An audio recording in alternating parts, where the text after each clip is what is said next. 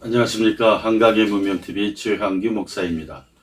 지금 시간은 첫 카톨릭 순교자 유해, 그러니까 첫 천주교 순교자 유해가 230여 년 만에 발견되었다라는 제목으로 함께 생각해 보는 시간을 갖겠습니다.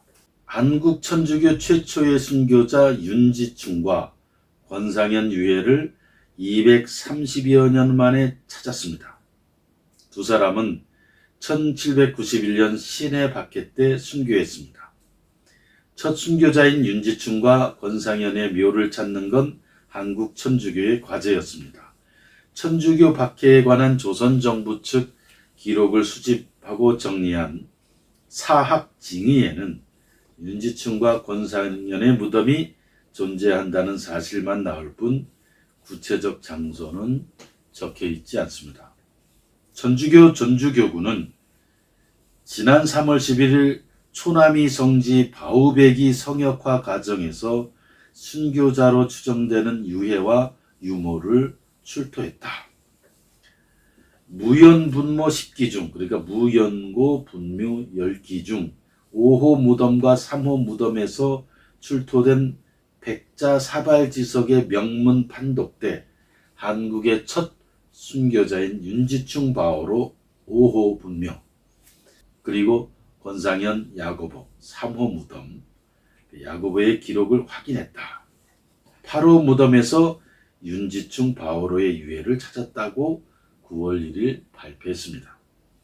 바우베기의 순교자 묘소가 있다는 이야기는 구전으로 내려왔습니다. 유해 출토 지점은 전북 완주군 이서면 남계리 169-17입니다. 전주교구 초남이 성지 담당 김성봉 신부는 이날 유한검 가족의 원묘지터를 찾다 세 사람의 유해를 찾았다고 말했습니다. 김 신부는 묘소의 정밀조사 및 출토물의 방사성 탄소 연대 측정 결과 묘지의 조성 연대와 출토물의 연대가 복자 윤지충 바오로와 복자 권상현 야고보가 순교한 1791년과 부합하고 무덤에서 출토된 백자 사발지석의 명문 내용이 복자 윤지충, 복자 권상현의 인적사항과 각각 일치함을 확인했다고 말했습니다. 지석은 죽은 사람의 이름, 생몰연월일, 행적, 무덤의 좌향 등을 적어 무덤 앞에 묻는 것으로 사발 등을 이용했습니다. 김 신부는 해부학적인 조사 결과로는 윤지충과 권상현 유해에서 참수형에 해당하는 특이소견을 확인했다고 말했습니다.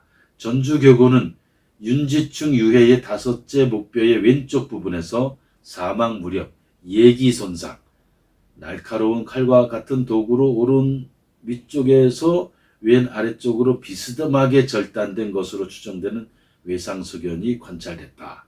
이는 참수형의 분명한 증거라고 했습니다. 윤지충은 고산 윤선도의 6대 후손입니다.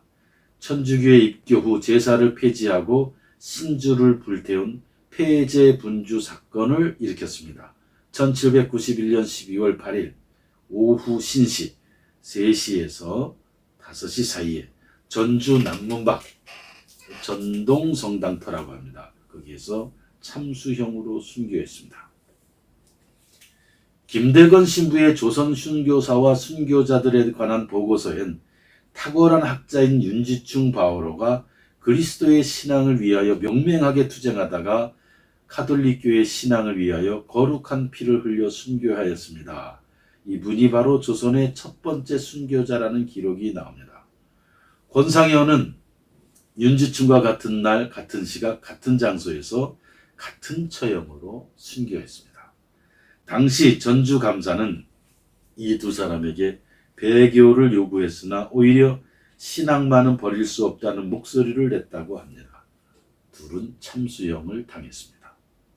윤지충은 32살, 권상현은 40세 때의 일이었습니다. 윤지충은 형장으로 끌려가는 동안에도 마치 잔치에 나가는 사람처럼 즐거운 표정으로 주변 사람들에게 천주교 교리를 설명하고 칼날이 떨어지기 전까지는 예수 마리아를 노래했던 것으로 전주교구 측은 전했습니다. 이 신앙의 세계를 모르는 사람들에게 있어서는 이해가 안 되는, 오히려 실성한, 정신 나간, 정신 이상자로도 볼 수 있겠습니다마는, 윤지충은 이 천주교 신앙의 세계, 성경이 말하는 진리의 세계를, 그 생명의 세계, 하나님의 세계를 온 존재로 믿고 받아들이고 그 진리의 세계, 하나님의 사랑과 생명의 세계에 자신의 전 존재를 던져 넣은 신앙인이었다고 할 수 있습니다. 그렇기 때문에 처형장으로 끌려가면서도 잔치에 나가는 사람처럼 즐거운 표정으로 주변 사람들에게 천주교 교리를 설명하고 칼날이 떨어지기 전까지도 예수 마리아를 노래했다. 당시 유교가 지배하고 유교가 하나의 세계관이었던 그 시대에 새로운 학문, 새로운 세계를 열어주는 서학을 받아들였다고 하는 것은 대단한 용기이자 완전히 개방적 의식을 가진 사람만이 할 수 있는 행동이었다. 그렇게 볼 수 있습니다. 감히 500년을 지배해왔던 이 유교적 세계관을 던져버리고 서학, 천주학이 주는 새로운 세계, 새로운 빛을 향해 자신의 전 존재를 던져 넣었던 윤지충, 그리고 그것을 목숨을 던져서 생명과 목숨을 바쳐서 그 진리의 세계를 향해 갔던 윤지충, 많은 생각을 하게 합니다. 그들의 순교와 피가 한국 천주교의 뿌리요, 한국 천주교의 정신적 자양분이다 하는 것입니다. 신유 박해 때 전라도에서 희생된 천주교 신자는 200여 명입니다. 김선태 주교는 이날 실로 놀라운 기념비적 사건이다. 순교자들의 피를 밑거름 삼아 성장해온 우리 교회가 그 순교 역사에서 첫 자리를 차지하시는 분들의 유해를 비로소 찾았기 때문이라고 말했습니다. 김 주교는 발굴의 종교적 의미를 두고 첫째, 신앙의 본질에 충실하라는 메시지다. 둘째, 신앙으로 친교와 형제를 다지라는 메시지라고 말했습니다.